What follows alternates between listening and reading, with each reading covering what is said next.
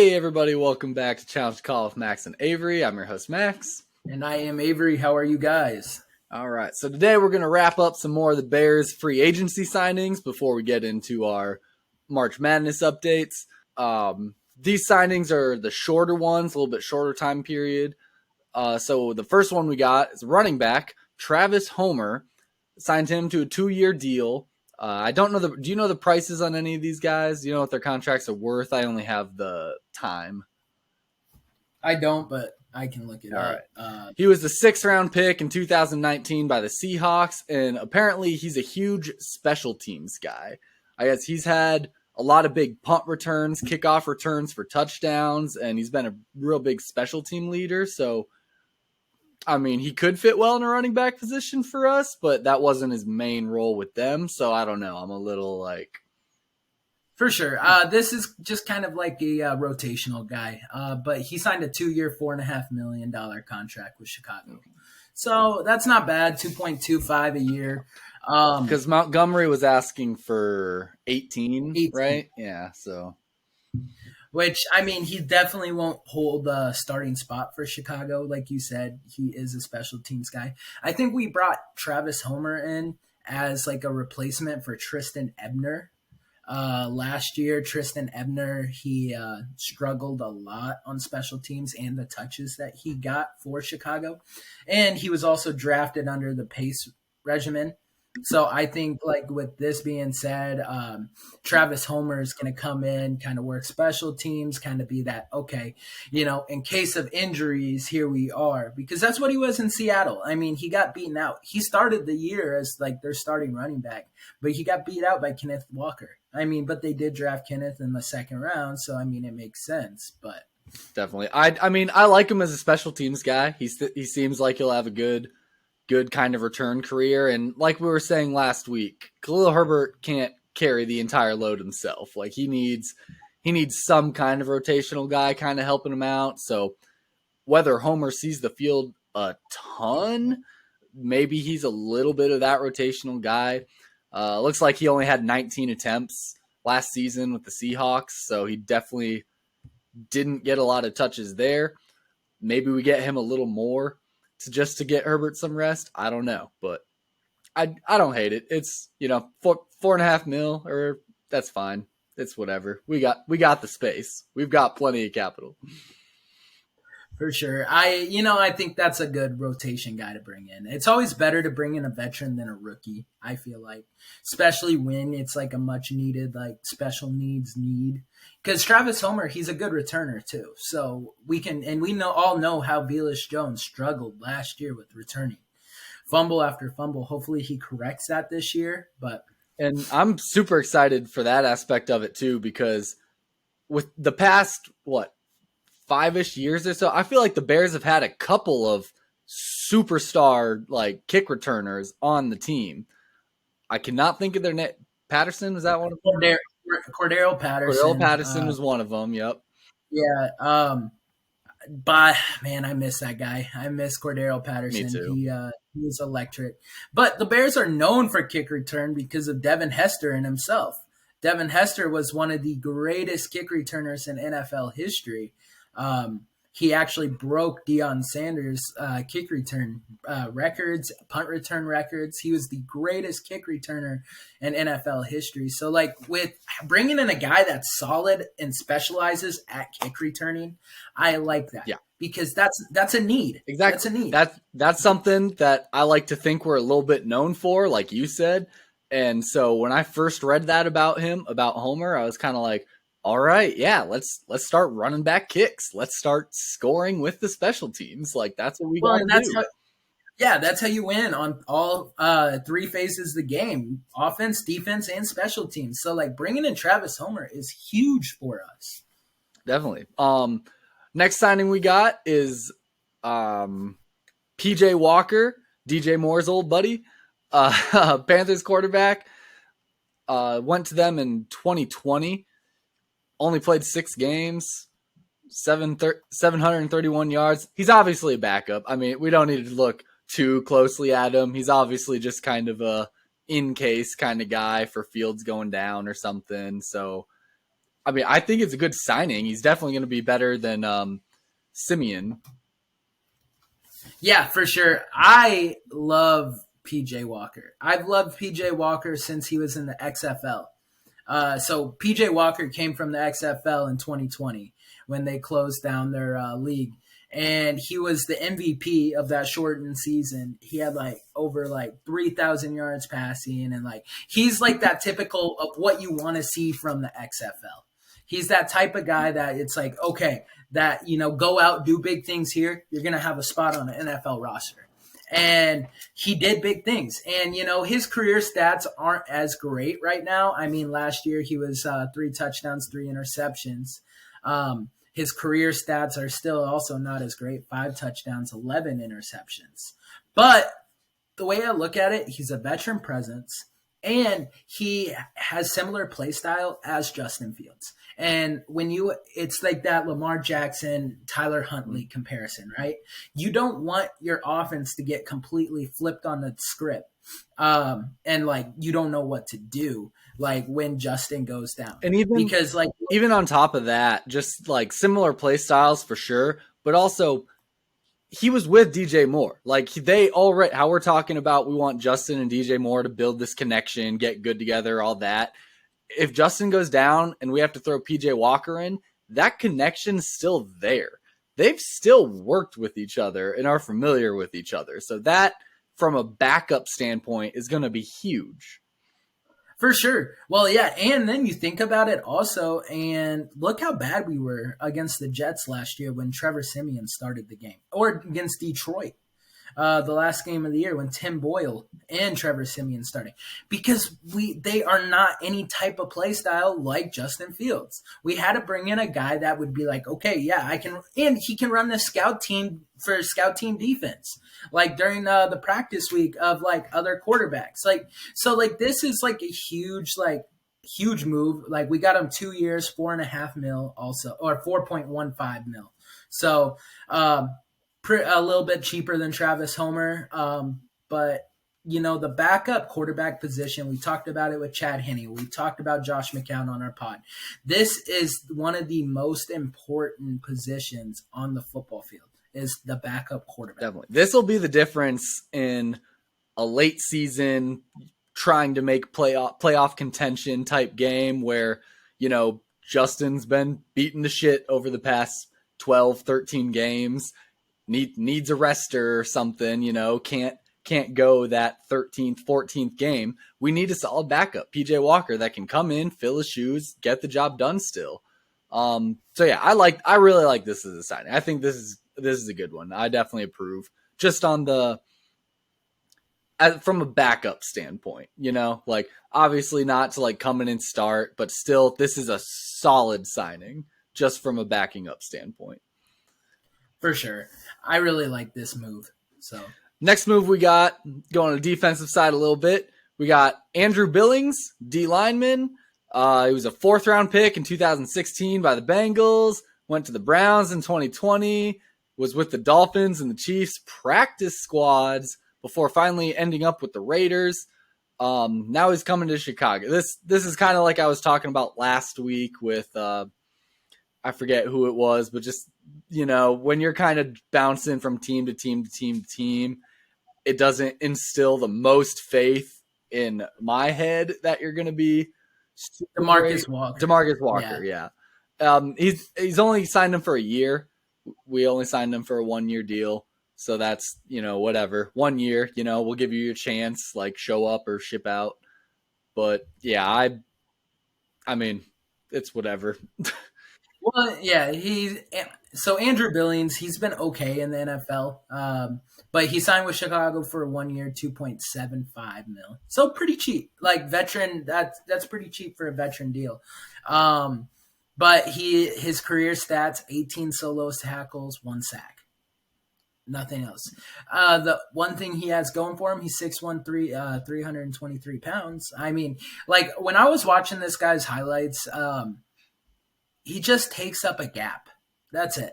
That's all he does. He fills a gap. But, with the 4-3, that's all you really need to do, because you have blitzing linebackers quite often coming out of the A gap. So if you can fill up over the other A gap, you're fine. For sure. Your D line, once again, not to take away from the position or anything. I think I was talking about this yesterday or a couple days ago at work, but I'm like, it's D line, like you said, fill the gap. Just take up that space. Linebackers are there to clean everything up. Linebackers are your big, like, analyze what's happening. Where's the ball going to? I'm going there. D-line, just fill that gap.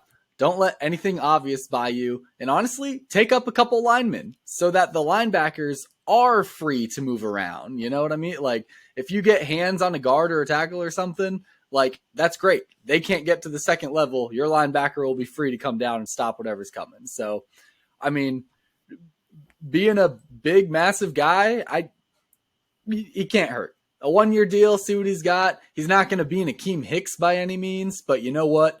He'll take up a gap. It's fine. Which he'll do better than Angelo Blackson did last year. I mean, Angelo Blackson got blew off the ball quite often last year. And so seeing a bigger guy, because Angelo Blackson, he was playing D tackle when he should be a DN. And so it's like, okay, come on, like, let's change this up. So I think that's like one of the big things. And, maybe Billings doesn't even start because we'll go with the D tackle in the draft. I guarantee we still have to work on DN. We still got to work on the offensive line. Those interior linemen on both sides of the ball are really crucial still. So I think like that's a huge part. That's true.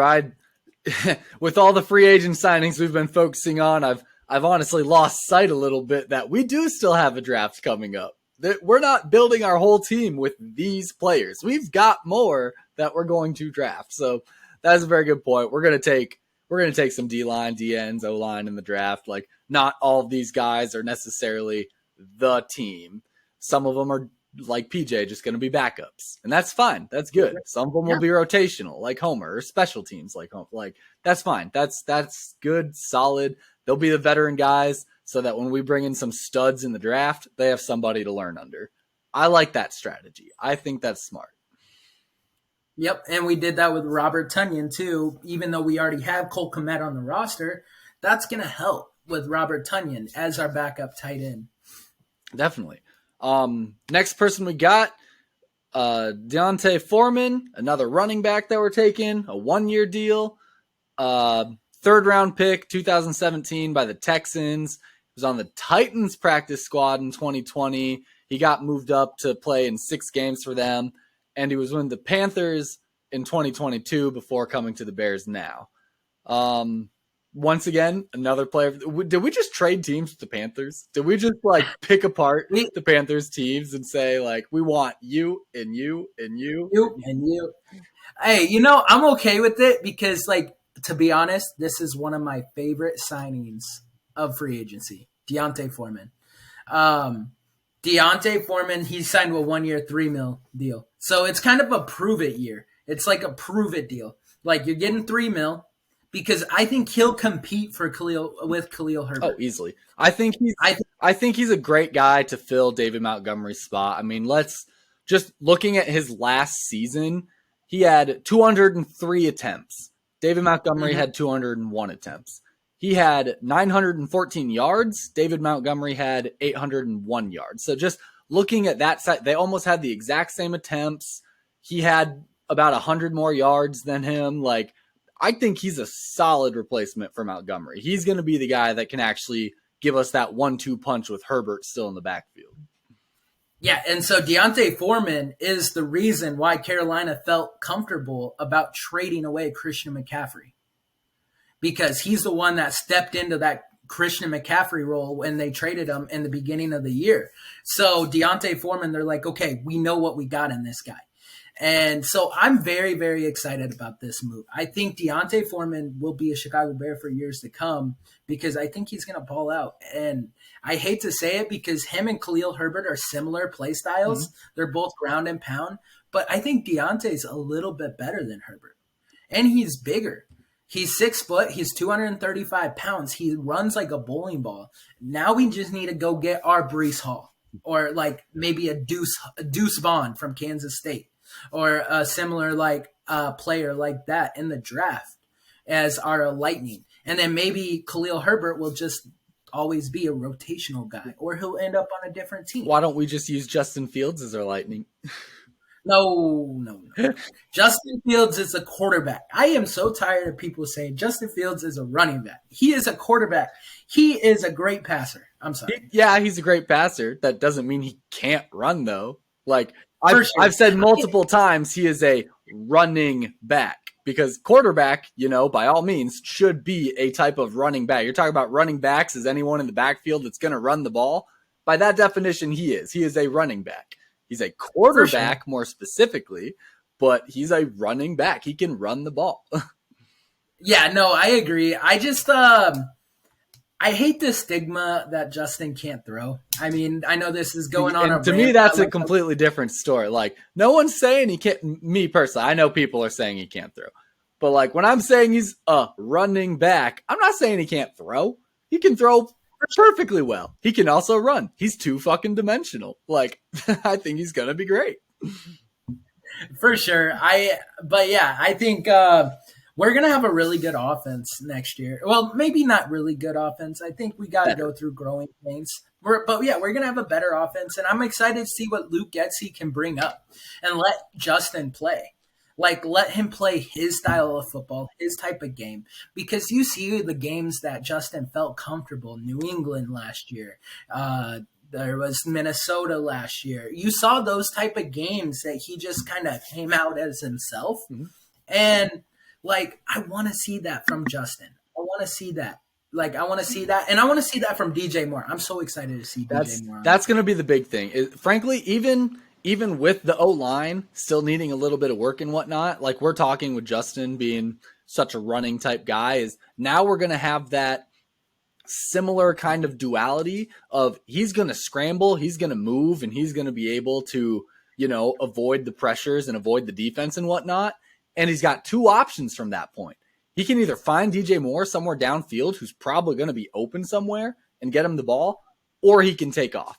So now we have that exact same like scramble, run around, drag out the play, but he has an option to actually throw it instead of just take off. So that's going to be the huge fundamental difference in our offense is we have a receiver who in an ideal world should be open after like a 5-6 second like snap. Once you're 5 or 6 seconds after the snap, that shit's breaking down all over in the back. Like someone will be open somewhere with the three receivers we have now, and he'll be able to throw it.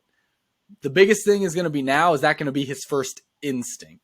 He's so used to taking off that I feel like he's going to be reluctant to want to keep his eyes downfield and look for the throw first, but it'll come. I think later in the season maybe, but it'll develop. It'll come.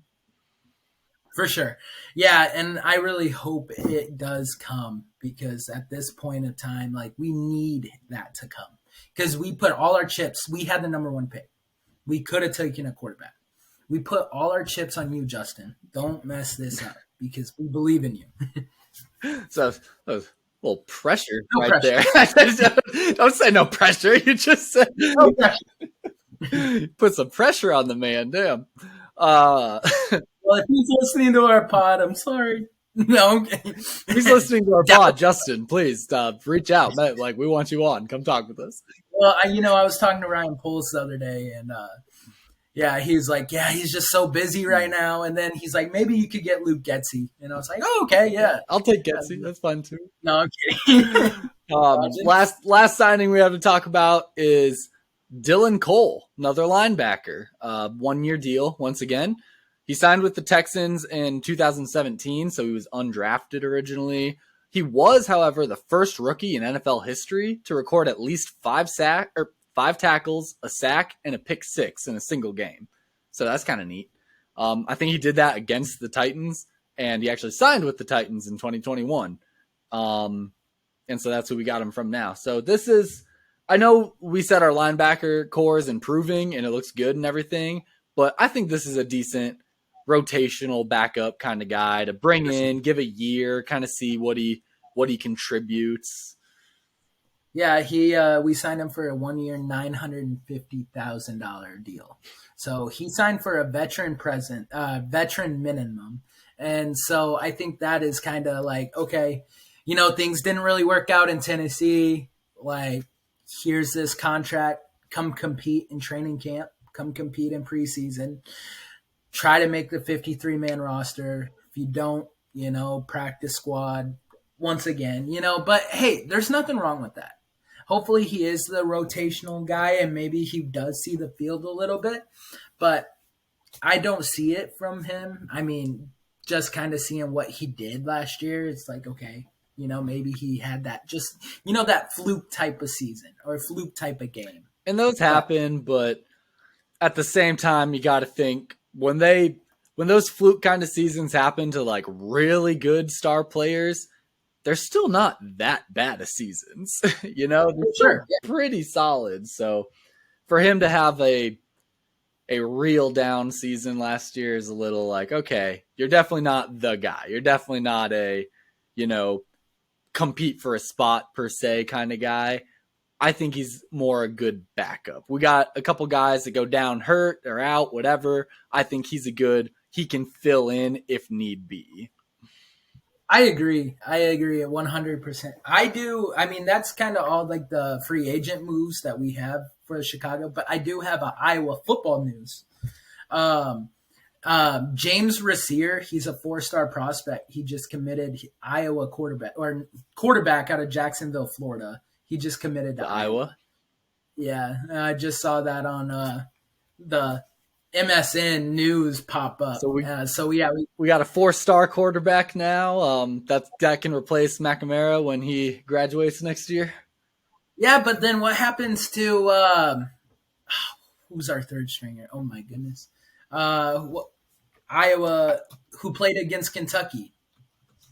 I don't know. Is he any good? I thought he was okay. We thought he was decent. Hold on a sec. This is embarrassing. What is he? Sorry, guys. Is he a sophomore? He was our quarterback. No. Yes, I know. Was he a sophomore or? Yeah. So, in theory, then. Joe Labus. That's right. Labus, yeah. And he's sophomore. So maybe, Cade McNamara, he starts for a year. And then Joe Labus. Joe comes in. Yeah. And then we get this 4-star Rasier. So as long as he's okay with sitting a couple of years. If he does. I feel like him and Labus I feel like there will be a lot of competition there to like, oh, who's going to be the guy? I feel like he could easily take Labus' spot depending on how he develops in that first year, but you're sure. But yeah, no, I figured I'd throw in some Iowa football news there. That's actually super helpful because I don't know. Trying to recruit a quarterback at Iowa feels impossible for some reason. Yeah. Yeah. So getting a 4-star guy, the last 4-star guy we have gotten was Spencer Petras, unfortunately. And that didn't turn out very well. Why'd you tell me that? Why we got to bring that up? But and then the second was CJ Beathard. So I mean, hey, we're 1-1 right now. All right. Let's get in the tiebreaker. This will be the tiebreaker. If that, because you got to think about it. In Iowa, we're not gonna get a 5-star recruit at the quarterback position. Maybe offense line, defense line, secondary. I feel like we could if like I'm talking like down the road if we started becoming like the Big Ten West version of Ohio State or something, which I mean, we're kind of like float with a little bit right now. Only problem is the Big Ten West is a lot worse than the Big Ten East. But we don't need to talk about that. But if Iowa did like consistently start cracking like top 10, maybe made the playoffs 2 or 3 times in a 5-year span, I could see a 5-star coming out. With that being said, you would have to get rid of the coaching staff. Kirk, yeah. But that's for another day. Yeah, how long does Kirk has left? Come on, he can't live forever. And yeah, no kidding. I guarantee he'll die in the office before he leaves being an Iowa coach. 85 years old, standing on the sideline. Good job, guys. He's gonna be rolling out to games in his wheelchair with his oxygen tank behind him, like. And then Brian's like, he still hasn't given me the job yet. Oh, fuck. I swear, if that's Iowa football for the next 15 years, I'm a Cyclone fan. I don't care what anybody says. I am Iowa State all the way. You see this calendar behind me? Nah, that's not an Iowa calendar. I feel like I'm a flip. I'm gonna switch teams. I'm out. I can't. Oh, I man. can't. Well, speaking of college, let's get into a little bit of our March Madness here. It has been mad this year, like truly mad. Anyway, just to give you guys update on how the Sweet 16 went, Alabama, San Diego State. San Diego State won it 71-64. I had Alabama winning it all, so I am very displeased with how that game went.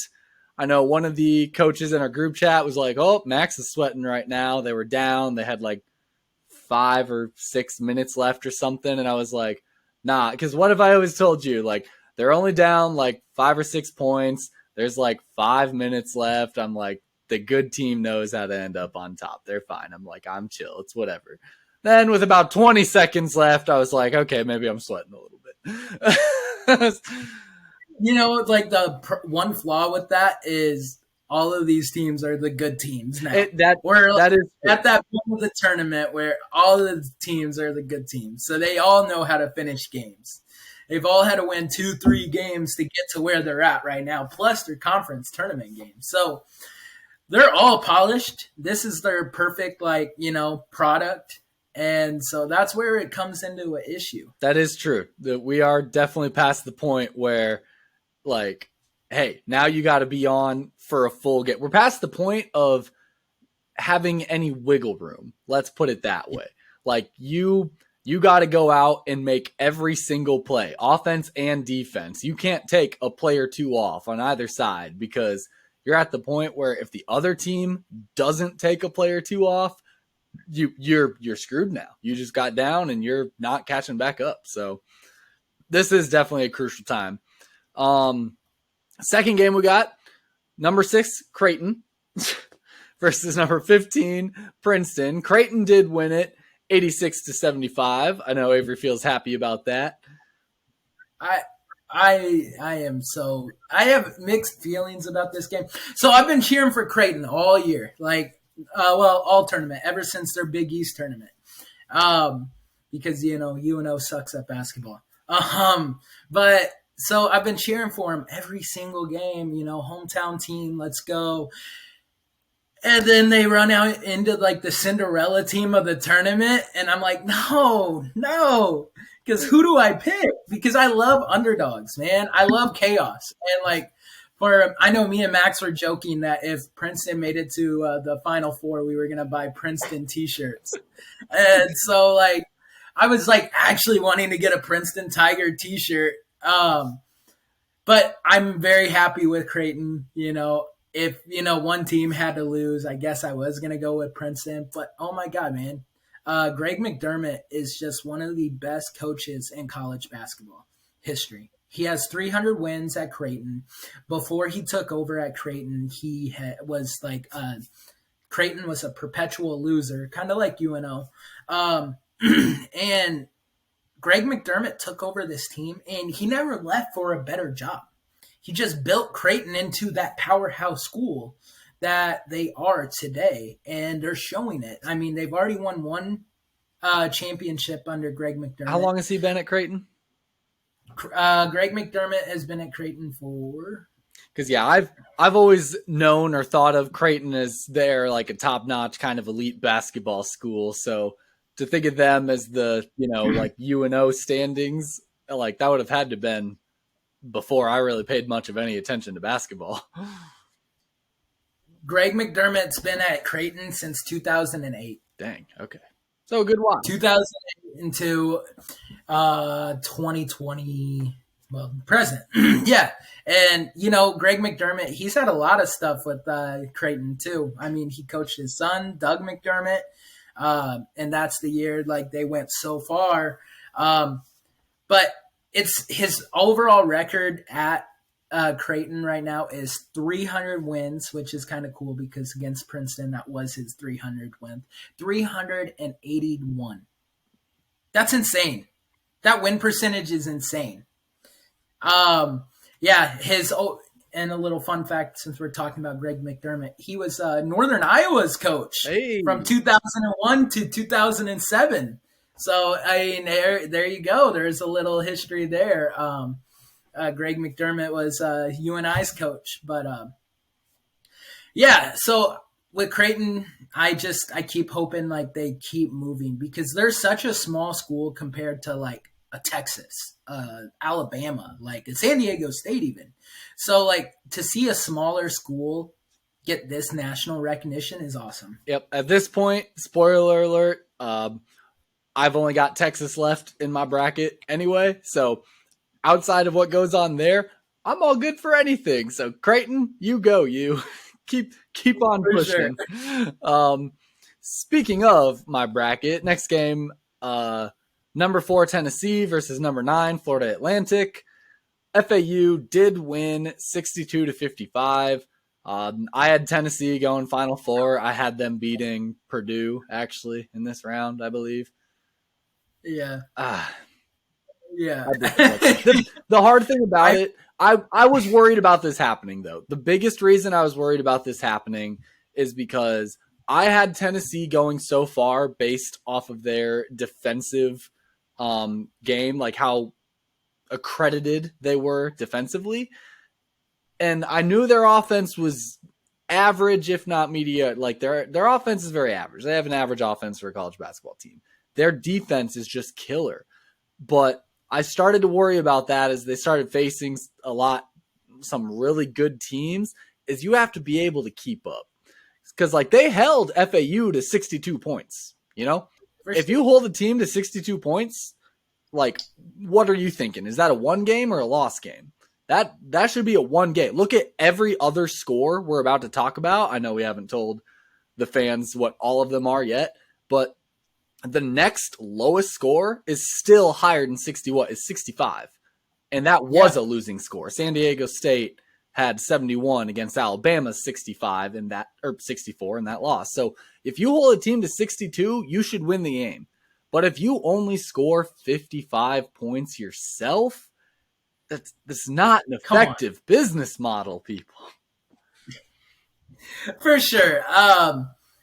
Well, one, I mean, FAU is the new darlings of the tournament of being the lowest seed at number 9. There's not a lower seed after. Spoiler alert. I mean, but like the one thing I like about FAU is they know how to flip. They know how to translate to different teams week by week. They don't have one certain identity. Dusty Mays is doing a really good job coaching that team down in Florida Atlantic, because like you saw what they had to do against FDU, Fairleigh Dickinson last week. They had to convert into speed, because FDU is speed. Like they were fast, they were quick, they were all over the floor. FAU was able to keep up. Tennessee, they couldn't. It wasn't like speed. It was like, okay, you're going to be getting elbowed. Big bruisers fucking take a punch, kind of.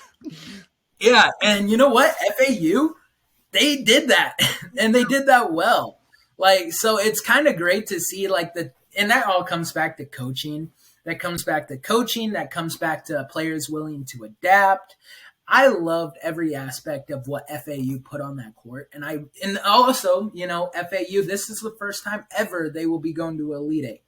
So this is pretty awesome. And that's cool. Like, congrats to that. Like, first time doing anything in program history is always just super stellar. And so especially something this huge, going to the Elite Eight as a 9 seed for the first time in like that is awesome. That is just absolutely incredible. So props to them.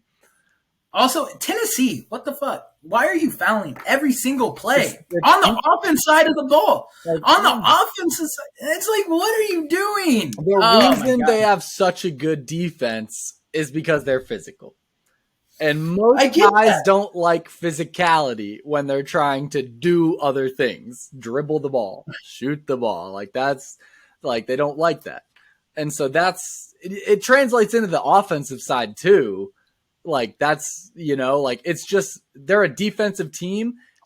The only reason they're a defensive team is because they're a physical team. And it's that physicality. It translates into the offense side too. And That just comes down to refs.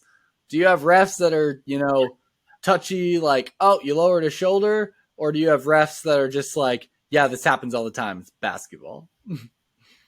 For sure. Well, I liked watching Tennessee, but it was like a foul every other play. Man. Yeah, it's that like I told you against that Duke game. It was super similar in that Duke game. They racked up the fouls a little bit, but at the same time, I've heard this before. I forget where exactly, but I also have this bit of a philosophy personally, is to be a truly good basketball team, or if you want to really be physical and successful as a basketball team, any good physical team should be damn near fouling out by the end of the game.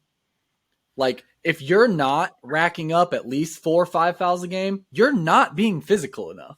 Because refs are going to call something on you at some point. And if they don't, you weren't physical enough. You didn't try. You didn't try to make a play happen. You didn't go for the steal. You didn't try to block the shot. So I truly wholeheartedly believe that if you want to be a physical team, you got to live with fouls. You're going to get them. You should damn near finish the game like getting your 5th with 10 seconds left. For sure, yeah. Well, hey, they got as far as they could have. At this point of the game, like FAU was the better team out there. Better coach team, yes. I think. I don't know if they were the better team. I think they were the better coach team. And that's like you said too, no plays off and everything like that. This is going to start coming down to a coaching battle too. Like we're already, these are some of the best, there's 8 teams left, 5 play, These are the best 40 players in theory that there are in basketball. Yeah, it doesn't work out super well. Or that's not super great logic, but you get the idea. Together, these are the best units of 5 of people in the whatever. So it's going to be a coaching battle. It's going to come down to the coaches being like, hey, you've got the best on the best. What do you tell them to do to be over top of the others? For sure. Yeah, 100%. But anyway, moving on to our next game. This one was a wild one. Kansas State versus Michigan State. Kansas State won it 98-93. And it should have been 96-93, but Noel, I forget how you say his name exactly. I think Marquise Noel. Yeah. Noel. I think it's Noel. I think you're right. Noel. He was fantastic. He's incredible. He's an amazing basketball player. But a part of me had to question that last minute layup with the clock ticking down. There's 1 or 2 seconds left and he lays it up. I'm like, isn't in theory in good sportsman basketball style, isn't that when you hold the ball? Isn't that when you just kind of dribble it out, win the game, you're up? To me, that just seemed like a little bit of a kind of okay, well, you do you, I guess. But I feel like that's typically the moment where you just kind of let the buzzer sound. For sure. Karma will come back. I think Kansas State, they look great right now. But Karma will either come back on Noel or it will come back on Kansas State as a whole, hopefully. Because that's what FAU also did to Fairleigh Dickinson. I don't know if you watched the end of that game of, was it the Sweet 16? Yeah. Round of 32. Sweet 16. Round of 32, FAU player went up for a windmill dunk when they were up by 6 at the end of the game. He missed it, did not like that. Dusty Mays, their head coach, apologized to Tobin Anderson, Fairleigh Dickinson's head coach, or was Fairleigh Dickinson. Tobin Anderson, breaking news, he signed a new job offer with Iona, so he is now a new Iona's coach, so stepping stool there. But no, yeah, man, I don't think that was right, but I think Karma will come back. And it wasn't anything crazily egregious. Like I said, it wasn't some windmill dunk. There was a lot of defensive pressure around him. It's not like he was wide open in a layup or something. The only train of thought I could have possibly thought as far as to why score it versus hold the ball would be so that they couldn't foul.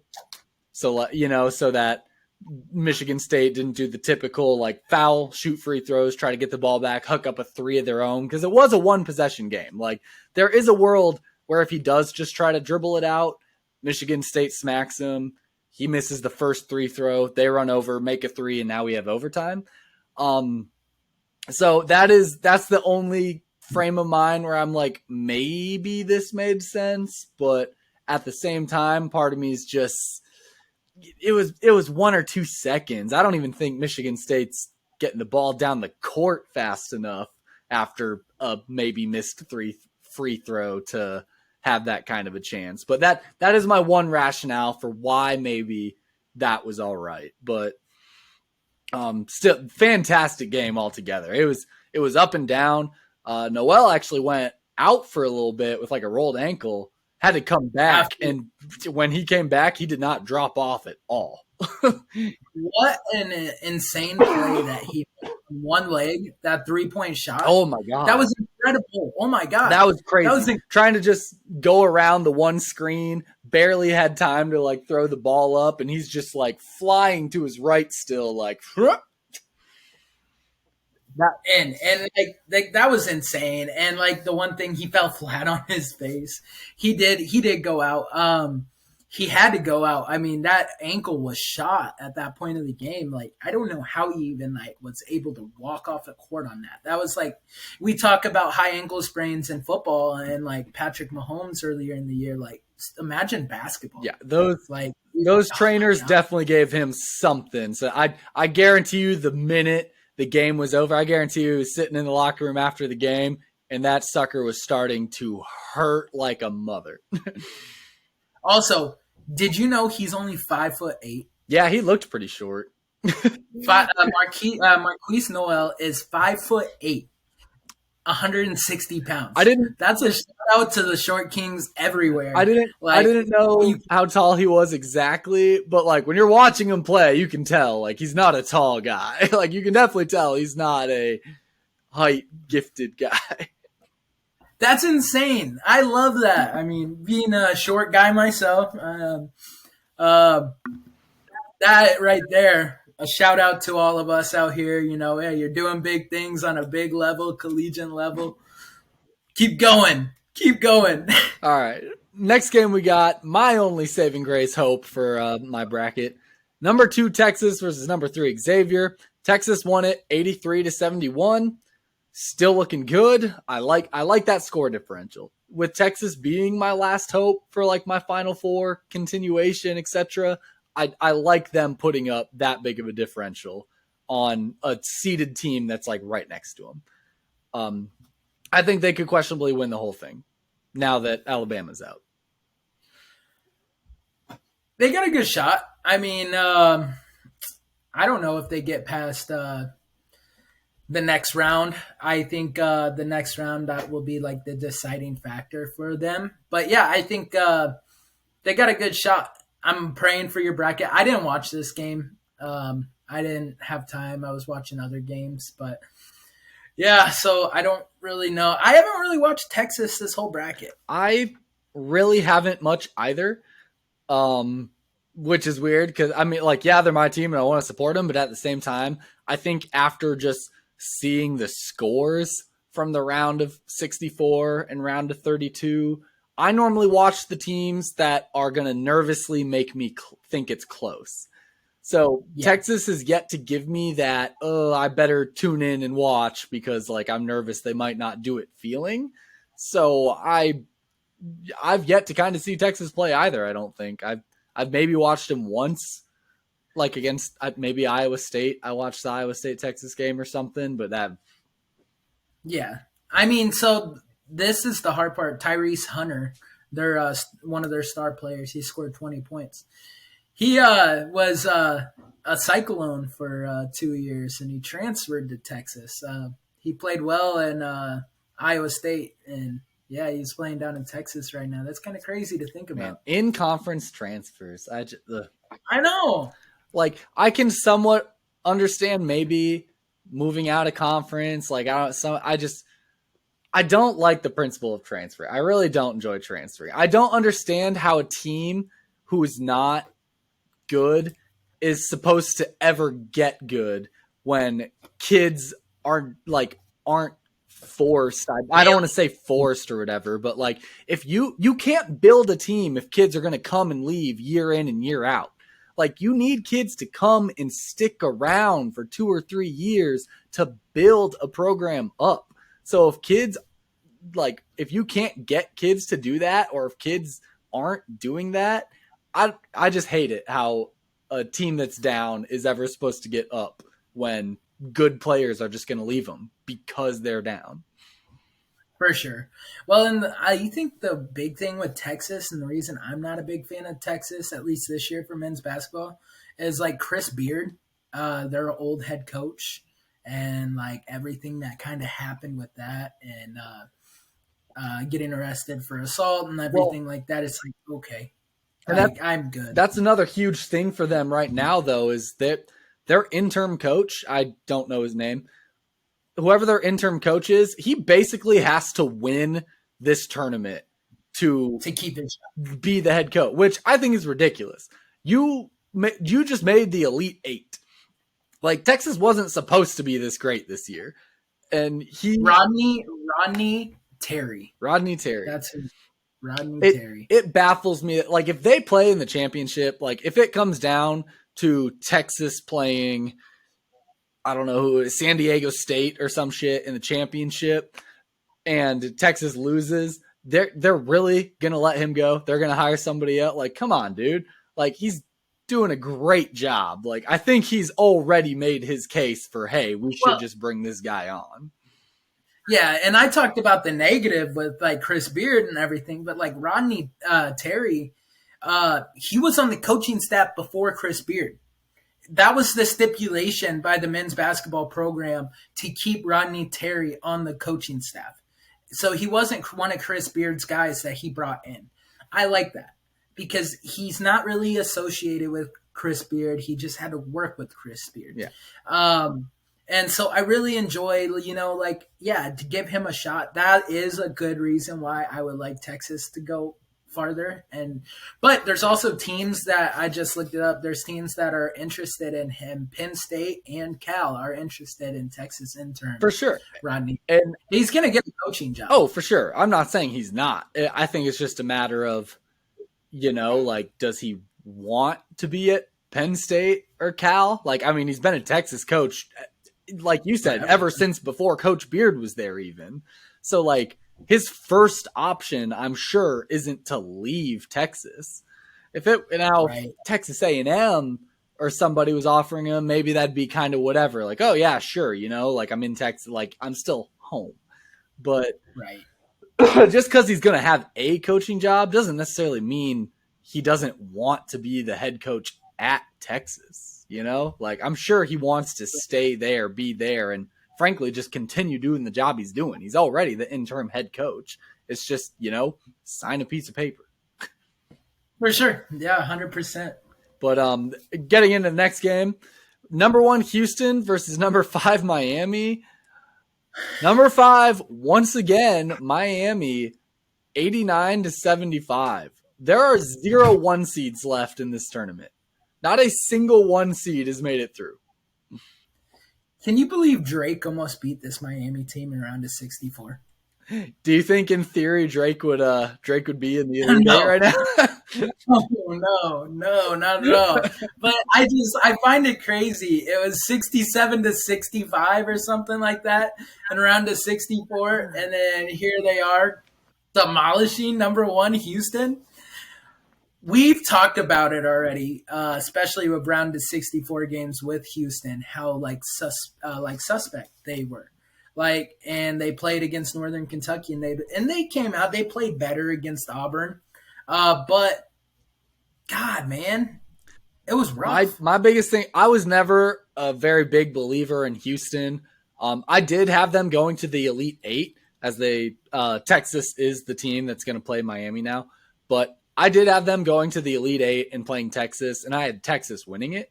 But I was never a huge believer in Houston just because like when we were making our brackets and stuff, or when we made the podcast bracket, Houston only played 2 top 25 teams, and they were 1-1 in those like of those 2 games. And so they're the number 1 seed overall. Like they were ranked number 1 for college basketball. And a part of me was just trying to figure out why. Like, who did they play and who did they, like we're always looking at the competition thing. You got to do the competition comparison and all that jazz. But they didn't play anybody top 25 really. And when they did play somebody top 25, they lost one of those games. I think they're a little overrated. I don't think they should have been number 1 ranked in the country. But no, I don't think so either. I think they would have been a solid 3. Yeah. I think they would have been a good 3. Because the way I compare Houston is to Kansas State. I think Kansas State and Houston, like they play similar. They look kind of like the same type of team. I think, and you know what? They could have got as far as they did as being a 3 seed also. Yeah. I mean, but you're right, man. Houston, they are just that defensive team. They don't have that firepower on offense. And it really showed when you go out against a team like Miami that has firepower on offense. Wong, their guard, he balled out 23 points. That's insane. And he just had like one of the best games of his life against them. So I'm sorry, Houston, but you're gone. You're done. Like Max said, no number 1 teams left in the tournament, which is insane. Absolutely insane. We have 2 3s and 2 5s. And a 2, a 6, and a 4, and a 9. Does not make sense. Like you mentioned last week, who does these standings? Exactly. Who sees these games? Oh man. But yeah. Next game, speaking of there only being 1 number 2 team left, number 2 UCLA just lost to number 3 Gonzaga 79-76. This is like outside of the Kansas State Michigan State game. This is like the only close game we had this round. And crazy enough, it wasn't that close. I mean, not originally. No, well, and it was the other way. UCLA was demolishing Gonzaga. Yeah. It was like 52 to like 39 or 52 to like 35 or something. It was like a big upset score. And Gonzaga climbed their way back. Drew Timme, one of the best posts in the country. He scored 36 points.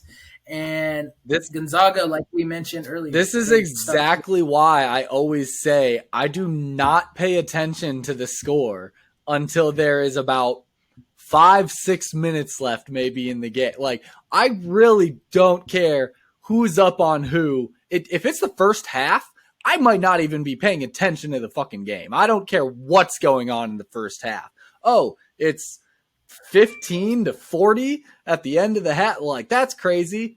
Okay, whatever. That could be come back from. Like, it's basketball. It changes on a dime so easily.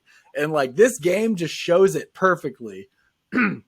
How quickly you can have that kind of a swing to be like, okay, well, Gonzaga was, getting demolished. And then, boom, by the time the buzzer went off, they were on top. Basketball is just wild.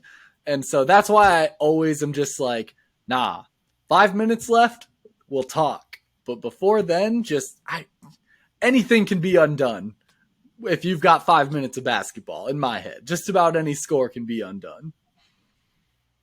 For sure, 100%. I mean, I'm starting to see that. I just thought it was crazy, Gonzaga, like the knock on them all year is they couldn't hit from behind the arc. Well, they could hit from behind the arc, and they could hit well from behind the arc. So, like, it was just really cool to see. Yep. Last game of the round of 16, number 4 UConn versus number 8 Arkansas. This is a wild match. How did we get this matchup in a Sweet 16? Kansas should be here. I'm still salty about that. But UConn did win 88-65. like I They said, demolished. should have been Kansas. Should have been Kansas. Yeah, This would have been a good game. Would Kansas have played? Arkansas showed that they did not belong. It was just demolishing from the game from when it started. I'm pretty sure UConn went up like 13, like 3. It was like, what? And then they never like held back. So congrats on UConn. You're moving on. You had a pretty easy Sweet 16 matchup. Right. Yeah. Anyway, so for our Elite 8 games, we've got number 3 Kansas State versus number 9 Florida Atlantic. Who are you taking to move on in that matchup? By the way, this is going to be Saturday at 5:00. That's today at 5:00. I got FAU. I got Florida Atlantic. I got to go with the Cinderella story. Keep going. I really like Dusty Mays as a head coach. I think he'll do really well against Kansas State. And I'm kind of concerned Marquise Noel won't be healthy. I like Kansas State. I was just going to say, I don't know how Noel's going to be feeling, but I think Kansas State's going to do good. A 9 seed this far is just insane.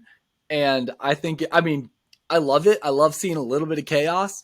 At the same time, whoever wins this game is going to play the winners of the next game, which could potentially be UConn. And one guy in our coaches league has UConn winning it all. So I really need a team that's going to say no to that. So I'm hoping for Kansas State here. I'm hoping Kansas State can show up, put UConn in their place before moving on to the championship, and I can at least get second. For sure. Well, I don't think you got to worry about that much because I think UConn will lose this upcoming week against number 3 Gonzaga. Next game, which is also going to be today at about 8 p.m. These game times are weird. It's actually 5:09 and 7:49 or 51. Like, they're super weird. I don't know. About 8 o'clock Central. Number 3 Gonzaga versus number 4 UConn. The only reason I need Gonzaga to win that, or the only reason I need UConn to win that one, is because the coach currently in 3rd place, our head coach actually, has Gonzaga winning it. So if he gets that, then he starts catching my end a little bit. Now, if Texas moves on and he gets that one, we're both just going to move like the same amount. So I guess that's kind of whatever. But if I miss on Texas, but he hits that, he passes me up for that 2nd place spot, and we're only paying out through the first 2 spots. So I need one of those first 2. For sure. Well, I need Gonzaga to win because of my bracket, even though mine is shot, so it doesn't even matter. I'm not even close. But I like Gonzaga in itself, so I got to go with Gonzaga. I'm sorry, Mike. I do think there's a chance Gonzaga. Like I said, as long as Texas does it, should be fine for me. Shouldn't matter. Because he did have Houston winning it all, so we know that's definitely not going to happen. So hopefully I'll be all right. Hopefully Texas can just ride it out for me. Yes, sir. Next game, number 5. Tell me if this sounds like an Elite 8 game. Number 5, San Diego State versus number 6, Creighton. Yeah, no, I absolutely love this. 5, San Diego State versus number 6, Creighton. Why? In the Elite 8. Like, I mean, they're all, they're higher seeds, and that's cool. But you know what? I'm torn about this game too, right? Because like one of my like computer generalized bracket, that randomizer that I did, it has San Diego State go into the Final Four, and I kind of want that to be right, but at the same time, it's Creighton, and like so I feel like I had a little more biasy with Princeton Creighton, so I'm really cheering heavily on Creighton, but I wouldn't be mad if San Diego State like pulled off a crazy upset. Well, because, I mean, even though they're higher seed, Creighton is on DraftKings. They are the favorite. I think we say higher and lower seed backwards. I say high seed is like a 1, 2, or 3 seed because, like, in my head, rank it like that's high. Like, you're ranked highly. Like, that's a high seed. You know what I mean? I say I say like low seed is like number, you know, like number order yeah, wise. Yeah. 1, 2, 3. It threw me off for a second there. I was kind of like high, What low, uh, words? but I mean, people do it both ways. I know people flip flop all the time, but yeah, I do high seed, like highly ranked, like you are, high up. So I think high is like your number one, number two guys. This game is going to happen on Sunday about 1:20 p.m. Central Time. I think I'm going to take San Diego State. I mean, I don't know. Creighton, when you look at like the paths they, what? Podcast over. Podcast over. Who'd San Diego State play last? Well, Alabama. Who'd they play before Alabama? Because like Creighton played number 15 Princeton. Cool. I mean, not saying Princeton's not good. They made it to the Sweet 16, but they're also 15th seed. San Diego State had to knock off number 1 Alabama. And before that, so I don't know if I don't know if Creighton has played up a ton in this tournament. I think they've mostly played lower seeds, whereas San Diego State, they had to take out a 1 seed. And who'd they have before that? Who'd they play? Round of 64, Charleston. Yep. Okay. And then round of 32, Furman. Oh, they did have a Furman thing, didn't they? So I mean, they haven't done as well as like So who did Creighton? Yeah, look at Creighton. I know Creighton would have played number 12, whoever, right? Or no, that'd be a 5 matchup. Creighton played number 11, whoever, right? That's how that normally works. Yeah. So Creighton had to play Princeton, of course, in the round of. But round of 64, they played North Carolina State, NC State. They were 11. And then they played Baylor, number 3 Baylor. So, I mean, yeah, they had an easier matchup, but was Princeton a little bit easier matchup over Furman? Like, yeah, they had to beat the number 1 team, okay, Alabama, but Baylor and North Carolina State, like that's so in theory. San Diego State had to knock off San Diego State's biggest win is number 1 Alabama. Creighton's biggest win is number 3 Baylor. So, I mean, San Diego State did have the higher level game. Score differential wise, it's somewhat even between this last matchup, but like that was 15 Princeton still. I'd have to see the Baylor game again. But I like San Diego State. Maybe it might be a color schemes thing. I'm not gonna lie. San Diego State's got some red. I like red. It's my favorite. It pops. But I like the baby blue. I might just be basing it off of color. I have to. Sorry, I like red teams. I like red. But yeah. San Diego State for me. Sorry about it. Next game we got 5 Miami versus number 2 Texas. Going to be played Sunday at 4:05 Central. I take Texas. I need Texas. I have to take Texas. I took them championship. I think Miami will give them a run for their money, but I do think Texas pulls it off. I really do. I think Miami, it's going to be a lot closer game than Texas really has had in this tournament. I feel like Texas is just rolling. Yeah, that's the biggest reason I do feel good about Texas is like you said, which, I mean, you take it as a pro or a con. They haven't necessarily had a super close game. Pro, right. They've been beating the shit out of everybody. Con, how are they going to react when they get into a close game like that? That can be the downside there. And that's what I'm worried about because Miami's been in a lot of close games throughout. Like they were in a close game against Drake, and they were in a close game against